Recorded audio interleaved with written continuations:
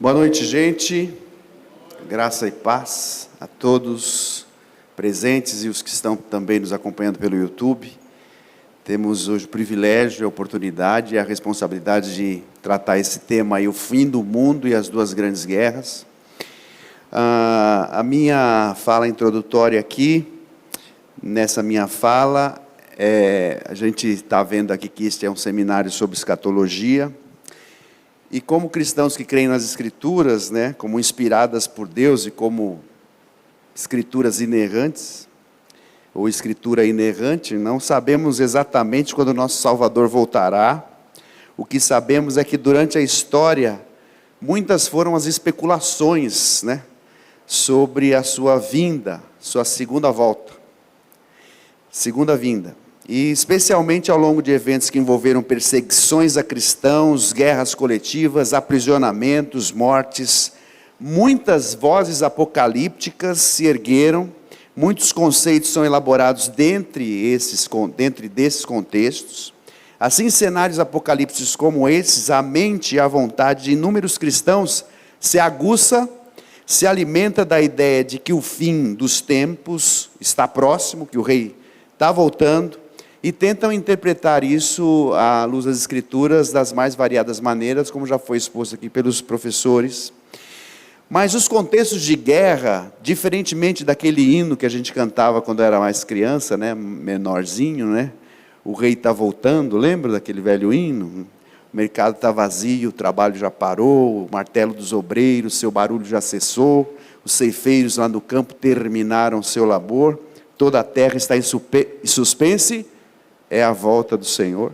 Mas muito diferente disso, quando a gente olha para cenários de guerra, né, a gente percebe que essa suspensão e aparente calma, né, essa expectativa assim, suave, tranquila, é muito distinta dentro de momentos de crises, de bombas, de explosões, de fogos, né, de aviões, de submarinos, de navios e todos aqueles horrores, né? E esses horrores acabam imprimindo, né, nesses grupos cristãos, a ideia de que a volta do rei tem a ver com essa tensão, com essa angústia, com esse desespero, e muitos foram aqueles que imaginavam exatamente dentro desses contextos de Primeira e Segunda Guerra, que de fato Jesus estava voltando ali, no imediato, diante da experiência da desgraça, da tragédia, né?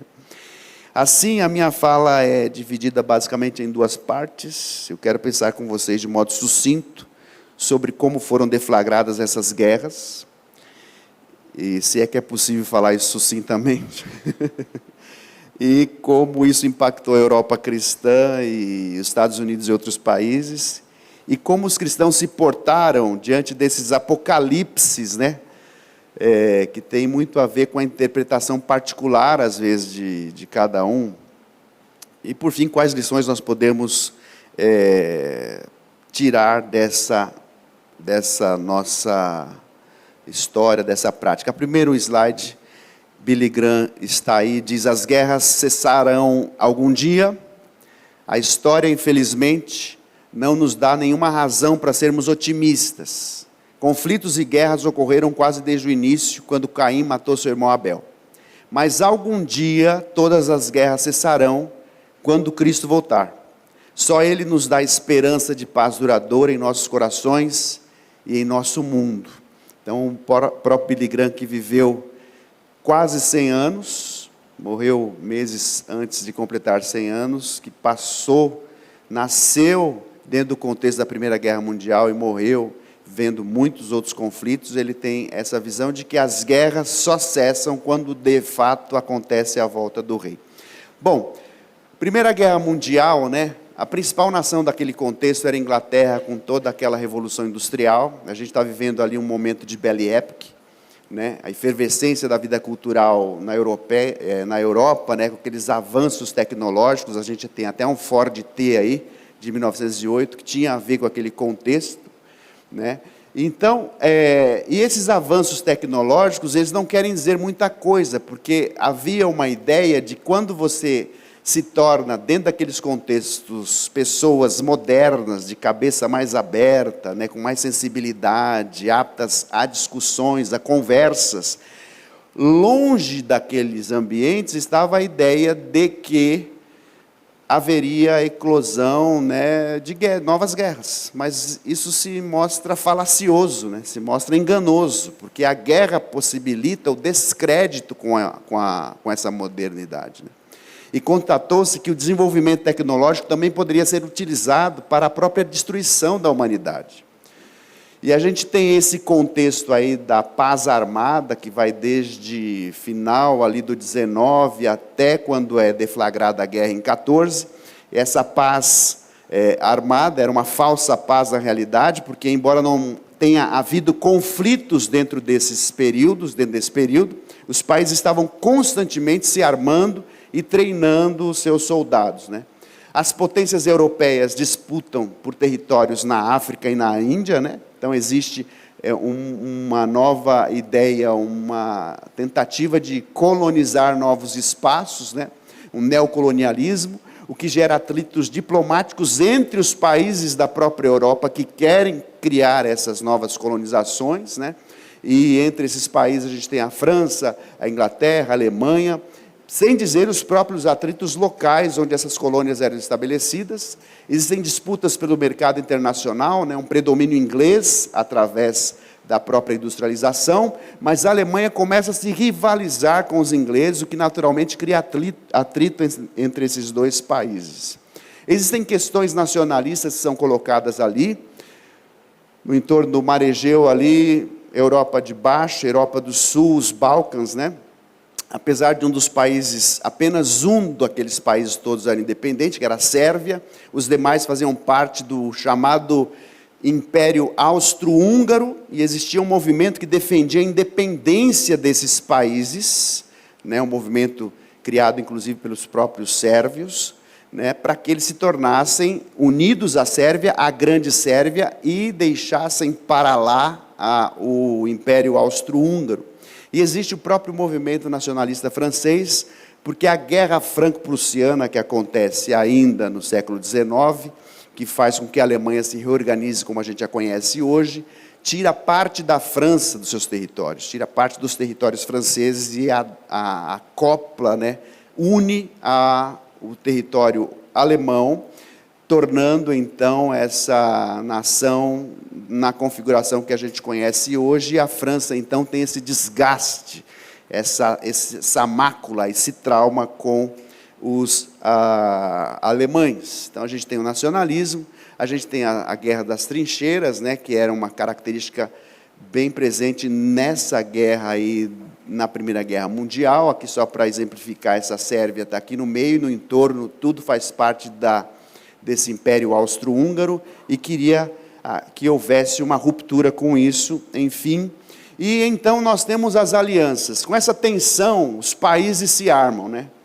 Existe uma corrida armamentista, os países buscam aliados que tenham minimamente interesses comuns. Então a gente tem, por um lado, Alemanha, Império Austro-Húngaro e Itália. Do outro lado nós temos Rússia, Reino Unido e França. A grande tensão da Europa é essa.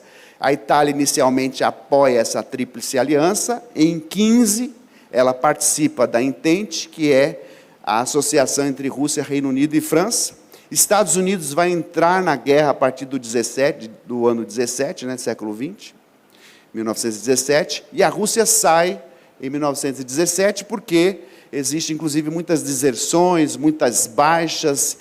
Existe a própria Revolução Russa que acontece nesse período, existe a derrubada da monarquia por parte de Stalin e a criação do partido bolchevique. Nós temos então um desenho aqui de parte da Europa tensionando com a outra parte da Europa, e o que deflagra essa Primeira Guerra Mundial é justamente o assassinato de Francisco Ferdinando, né?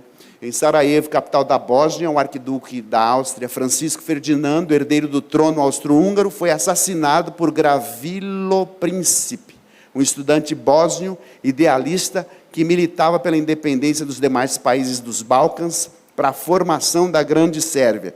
Se a gente observar um mapa que a gente viu anteriormente, a Sérvia está no centro, no entorno existe toda uma configuração que pertence à Áustria-Húngara. Do lado da Sérvia está a Bósnia, e esse moço é da Bósnia, assassina justamente aquele que seria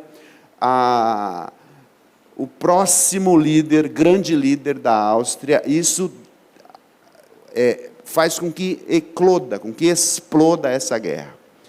O que acontece é que, como você tem, de um lado, a Áustria, que odiava a Sérvia, porque ela era o centro, né, o único lugar em que ela não tinha domínio, e um bósnio que era associado a essas ideias dos sérvios de se dissociarem desse império austro-húngaro, assassina o seu herdeiro, o herdeiro de Áustria, e isso deflagra, então, a Grande Guerra. Com essa tensão, os países se armam, já falei sobre isso, e acontece, então, essa deflagração da guerra, né? Lenin ascende ao poder na Rússia em 17, em 22 estabelece a União das Repúblicas Socialistas Soviéticas, a União Soviética, e ele destaca os cristãos como inimigos importantes do seu governo. Nós temos um texto muito importante, sensível demais, de Alexander Solzhenitsyn, que é um texto que é lançado em francês, porque ele sai debaixo do pano da Rússia, chega à França, e nós temos o arquipélago Gulag, que é um documento que fala o que os russos fizeram aos cristãos à época do domínio russo nas terras da União Soviética, que era, basicamente, os eslavos eram todos ortodoxos, cristãos ortodoxos. Em função disso também, nós temos outros massacres horrorosos, como, por exemplo, os otomanos, né, os turcos, que se inflamam contra os cristãos da Armênia, e nós temos aí 1,5 milhão de armênios mortos em 1915, inclusive muitos deles mortos por enforcamento, crucificados, fuzilados, mortos de fome. Nós temos uma imagem aí de um desses turcos hasteando assim um pedaço de pão, e as crianças desesperadas para comer um pedaço daquilo ali, e essa fila de crianças aqui em andrajos, né, em roupas terríveis, um frio terrível, descalças, uma condição absolutamente horrorosa, né? Os resultados dessa Primeira Guerra Mundial: entre 10 e 20 milhões de mortos, historiadores presumem 15 milhões, feridos 21 milhões, prisioneiros desaparecidos 7 milhões, mais, né? Total de baixas, tem essas cifras todas aí. Atrocidades cometidas contra as populações civis, as mais variadas, e especialmente a humilhação da Alemanha, cujo ódio criaria o nacionalsocialismo, fazendo eclodir a Segunda Grande Guerra, 20 anos depois, né? E isso acontece no Tratado de Versalhes. Depois dessa guerra, depois que essa guerra explode, a culpada por tudo isso, segundo o Tratado de Versalhes, é a Alemanha, e ingleses e franceses impõem a elas o termo de rendição em 28 de junho de 19, após longos meses de deliberações. Extremamente rígido o tratado, leva a Alemanha para uma crise econômica e política muito sensível. E é isso que vai ser, na realidade, esse ódio vai ser nutrido, alimentado, desenvolvido, ampliado, para que aconteça a Segunda Guerra Mundial. Os antecedentes dessa Segunda Guerra é o próprio Tratado de Versalhes, que, diante da humilhação alemã, eles não engolem, não digerem essa ideia. Nós temos também a Revolução Russa, 22, primeiro 17, depois 22. Nós temos o expansionismo alemão, Lebensraum, que é a ideia do espaço vital, que aos poucos a Alemanha, depois muito bem armada, muito bem articulada por Hitler, ela vai explorando novos espaços, e a gente tem aí um mapa que mostra para nós que em 33 ela era esse vermelho mais forte, em 39 ela acopla o rosa aqui, e em 43 já tem toda essa configuração colorida aí. Aos poucos ela vai invadindo outros espaços. E por que França e Inglaterra não fazem nada? Porque existe uma ideia da política do apaziguamento, a ideia de que não vai, eles vão ficar bem, a gente acabou de sair de uma guerra, acabou de ter muito prejuízo, a guerra traz muito prejuízo de pessoas, de reconstrução de vida, de reconstrução de cidades. Eles vão ficar bem, não fizeram nada, e essa política do apaziguamento não possibilita que haja uma ação da Alemanha, especialmente contra a Polônia, em 1939, que deflagra a Segunda Guerra. E nós temos, de novo, uma tensão entre o eixo, que é a Itália, Alemanha, Japão, que tenta intimidar os Estados Unidos e mantê-lo neutro dentro desse contexto, e nós temos os aliados, que é a França, a Inglaterra, a União Soviética, Estados Unidos, especialmente entra na guerra depois que uma de suas bases é atacada em Pearl Harbor, em 1941. Com a invasão da Polônia, então, existe o início da guerra. Os alemães propagam o antissemitismo, a perseguição a judeus. Existe uma teoria da conspiração, porque foram eles que mataram Jesus, porque eles são antinacionalistas, eles roubam tudo que a gente tem, eles fazem o diabo. Então, em nome de Deus, a gente tem que acabar com eles, e existe toda uma perseguição contra os judeus por parte de Hitler, e a gente tem essa configuração. Diante disso, com a invasão da Polônia, a gente tem o estabelecimento dessa Segunda Guerra, que ela tem 3 fases especificamente. Na primeira fase, tem a Blitzkrieg, os ataques de avanço rápido, que era uma estratégia de guerra importante usada por Hitler, que os tanques rapidamente avançavam sobre os inimigos, inesperadamente, e também uma infantaria, gente armada a pé e atrás, e muitas vezes dizimava os inimigos. A segunda fase, existe um equilíbrio de forças, porque os Estados Unidos entra também na disputa, juntamente com a União Soviética, e por fim, de 43 a 45, existe essa derrota do eixo, formada aí pela Alemanha e pelos seus rivais, ou melhor, pelos seus aliados, e com essa derrota do eixo, existe a libertação da Europa e também do Pacífico, e a Segunda Guerra também teve um marco terrível, que foi a bomba atômica que explodiu em 2 cidades, dia 6 e dia 9 de agosto de 45, em Hiroshima e em Nagasaki, que foi uma terrível ação dos Estados Unidos contra os japoneses. Antes de cair em solo, a distância de 500 metros, já tinha matado 80 mil pessoas. Então, realmente foi um momento da história da humanidade terrível, que não queremos mais que se repita, se Deus quiser. Consequências dessa Segunda Grande Guerra: 70 a 85 milhões de pessoas, entre civis e militares, morreram.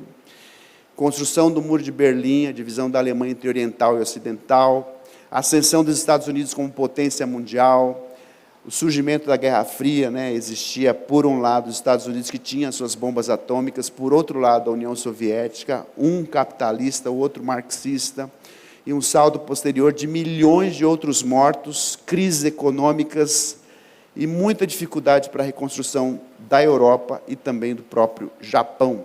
Um texto muito importante é escrito por Tony Judith, que é Pós-Guerra, uma história da Europa desde 1945, um livro de 800 páginas, em que ele relata, com letra miúda, muitos detalhes do que foi essa barbárie do pós. Ele fala da guerra em si, mas o pós foi bastante complicado. A pergunta que a gente faz é como que os cristãos lidavam com esse sofrimento que a gente não tem ideia do que é passar por uma guerra. A gente fala a respeito, a gente lê a respeito, a gente tem alguma noção a respeito. Mas o que é passar por uma guerra? O que é explodir uma bomba numa rua? O que é destruir um aeroporto? O que é você não ter água nem comida? O que é você passar por uma situação assim, de viver você com sua família, ou quem sobrou dela, correndo para debaixo de alguma coisa para se proteger? Nós não sabemos o que é essa experiência. Bom, é certo, meus irmãos, que muitos entenderam as guerras como o apocalipse, especialmente nesse momento. É a volta do Senhor. O fim, a volta de Jesus, E para muitos de fato foi, mas ele não voltou. Diante de ameaças apocalípticas, diante das tragédias e desgraças, uma vez que nós não sabemos quando ele virá, não nos cabe, como bem pontuou o professor Jonas, cruzar os braços, como é a teologia de muitos. Já que ele está voltando, então não vamos fazer nada. Mas nós devemos fazer o que nós fomos chamados, segundo o que o Evangelho exige. Para muitos daqueles irmãos que vivenciaram a Primeira e a Segunda Guerra, de fato foi o fim. Mas para outros tantos, não. Antes, para muitos outros, foi uma oportunidade de aliviar as dores daqueles que sofriam.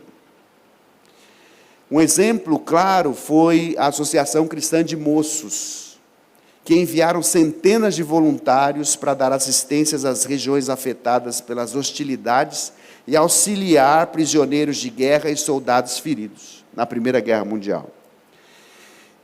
Diversas organizações, ainda na Primeira Guerra Mundial, fruto dela, também aconteceram. A União das Igrejas pela Paz, a Aliança Mundial para a Promoção da Amizade Internacional por meio das igrejas, o Concílio Federal das Igrejas, o Movimento Mundial Intercessório da América do Norte.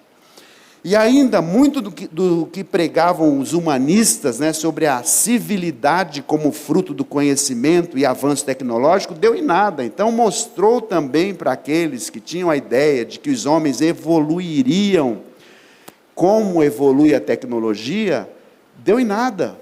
A Bíblia sempre tem razão. Werner Keller já dizia isso. Deu em nada, por quê? Porque a Bíblia tem razão, porque o homem é essencialmente mau. Os homens ganham, e ao mesmo tempo que ganham, querem mais, e quanto tem mais, querem mais ainda. Isso se torna uma coisa sem fim, uma questão de poder, de disputa por território, para ter mantimento, para ter recursos, para ter isso, e isso deflagra as guerras. E a gente percebe então que não há esperança na tecnologia, há muito pouca esperança na educação, há muito pouca esperança no civismo humanista, e diante desses quadros, o que os cristãos fizeram, se Jesus ainda não veio? Bom, como que a gente responde às guerras? Além da formação de muitas entidades, da ação humanitária, como foi o caso da Associação Cristã de Moços, a gente tem alguns exemplos aí que eu pontuei. Por exemplo, o irmão André, que se torna o contrabandista de Deus, que nos deixou há pouco tempo, há alguns meses, que morreu com 94 anos, começou sua trajetória em 1955, quando ele percebeu, numa comunidade, que havia pessoas que estavam atrás da cortina de ferro e que não tinham Bíblia. Ele fez a primeira investida de levar as Bíblias para lá, e a vida inteira desse homem, que viveu longamente, foi gastar-se pregando, levando literatura, revelando a palavra àqueles que corriam risco de vida. E as histórias sobre o irmão André são as mais variadas. Os milagres vivenciados são os mais variados. Nós temos o exemplo de Corrie ten Boom, que também holandesa como o irmão André, o pai pastor da igreja reformada holandesa, vendo a perseguição e os avanços de Hitler sobre a Europa, sobre a Holanda, não ficou de fora da conversa, não deu de ombro, antes tornou sua casa um lugar de refúgio para muitos judeus e para outros que estavam sendo perseguidos por Hitler. Por isso que a casa dela se tornou uma espécie de refúgio secreto, que é o livro que ela escreveu. Irmã Corrie ten Boom foi acusada, junto com sua família, de guardar essas pessoas que estavam sendo procuradas pelo nazismo, e a família inteira foi para o campo de concentração.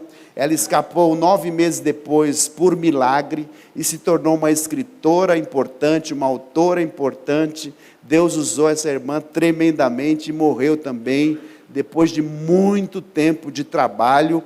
estando dentro da condição da guerra.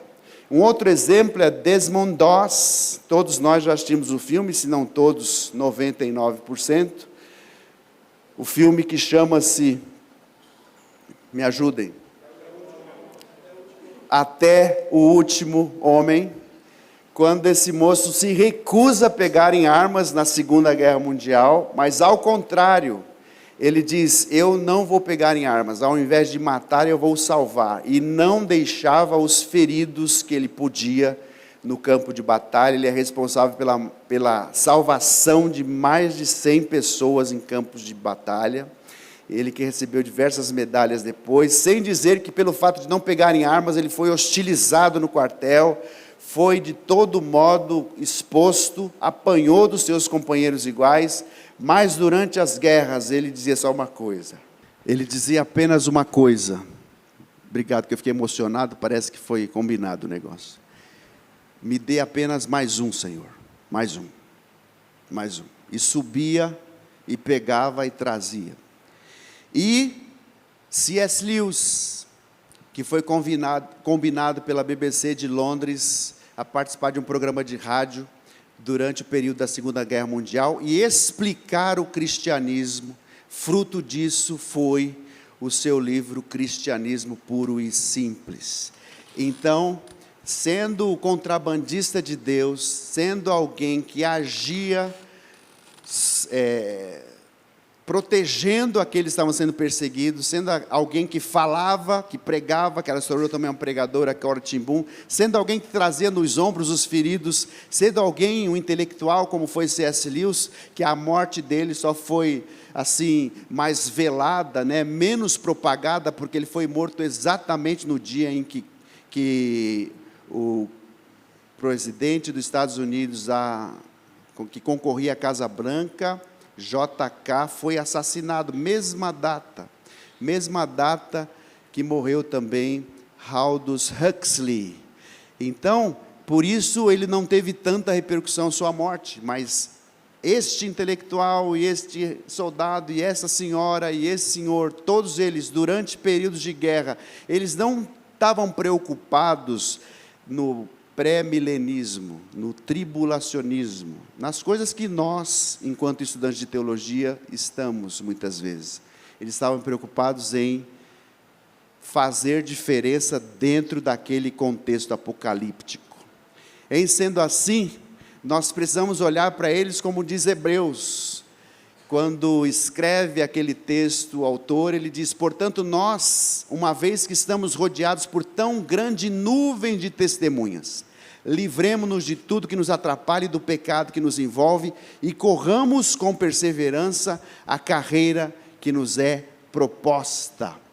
Nós podemos olhar para trás e olhar no rosto dessas pessoas que passaram momentos tão tensos, tão difíceis, tão terríveis, e ao mesmo tempo a gente quase que pode ouvir a voz deles dizendo, vale a pena, insista, não terminou ainda, o rei não voltou, então mantenha o ritmo, mantenha o passo, faça o que você precisa fazer.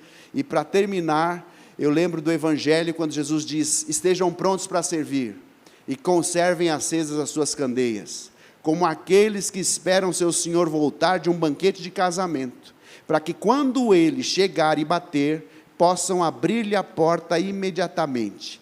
Felizes os servos, cujo Senhor os encontrar vigiando quando voltar. Que Deus abençoe vocês, em nome de Jesus.